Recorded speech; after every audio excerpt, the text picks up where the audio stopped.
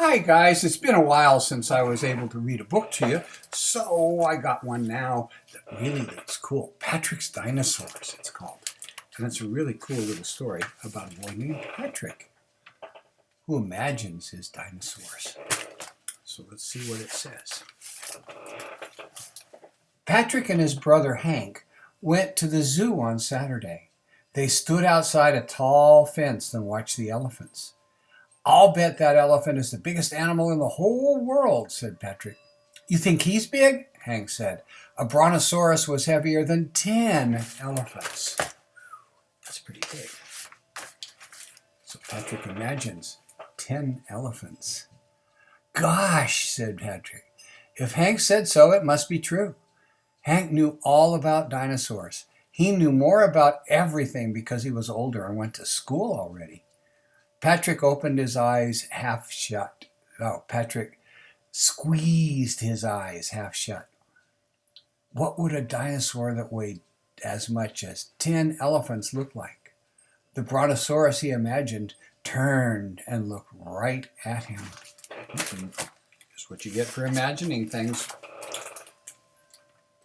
"Did a brontosaurus eat people?" he asked nervously. "Just plants," answered Hank. Patrick's dinosaur started eating leaves from one of the trees. See his dinosaur in the background there? They went to see the crocodiles next. Crocs were Patrick's favorite because he liked to scare himself.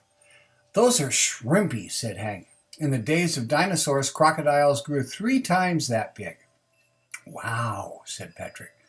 "Just their jaws were twice as big as you are," added Hank. Patrick imagined an enormous crocodile. It was 3 times bigger than the other crocs. It was so big that it wanted the whole pool for itself. The other crocodiles were too slow getting out, so the enormous crocodile opened its jaws that were twice as big as Patrick and gobbled them all up.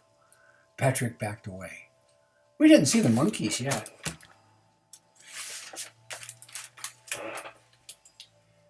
After they had seen the monkeys and the seals, Patrick and Hank went for a row on the zoo lake.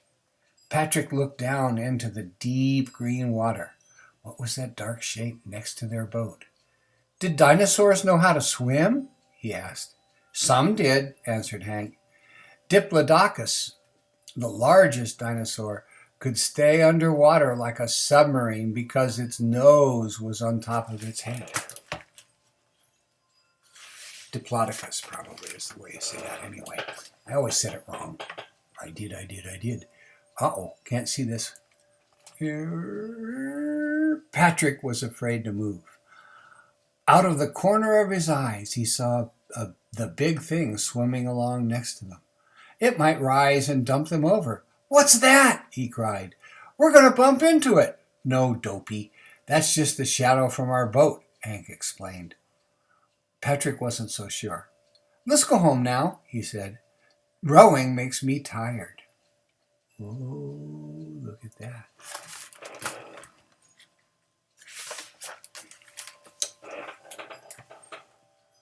When they got on the bus, Patrick felt better, even though Hank was still showing off how much he knew about dinosaurs. "A stegosaurus was bigger than one of those cars," Hank said.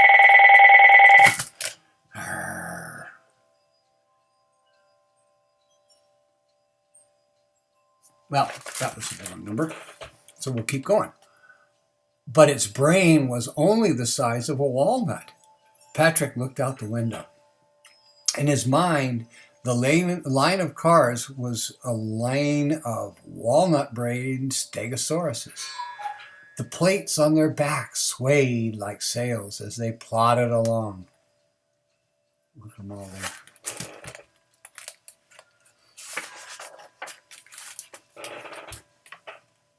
Hank reached up and rang the bell for the driver to stop.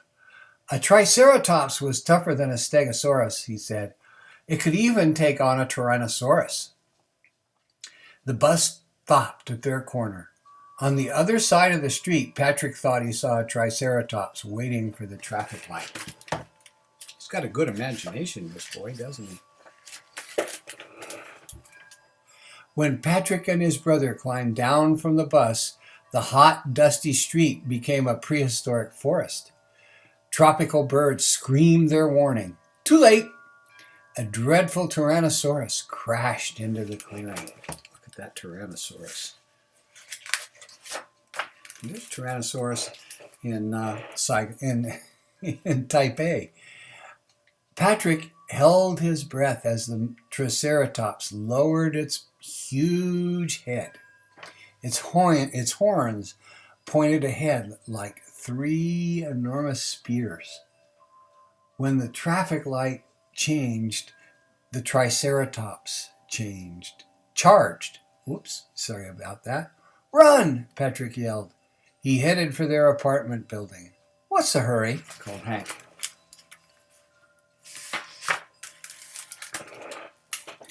Look at the Tyrannosaurus.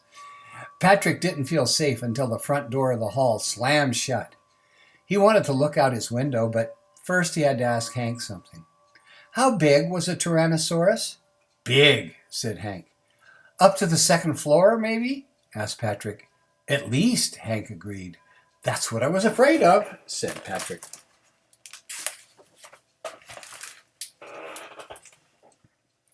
Look at that. He peeked into his bedroom. Sure enough, the ugly head of a Tyrannosaurus almost filled the window. The dinosaur opened its mouth to show teeth like daggers. Patrick didn't think this dinosaur ate leaves. Not at all. Look at Patrick's cat, too. Are you sure there are no more dinosaurs around? He asked Hank. Positive.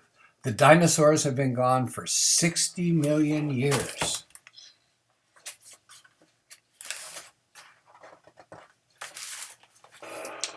Patrick gave a sigh of relief, and the dinosaur disappeared.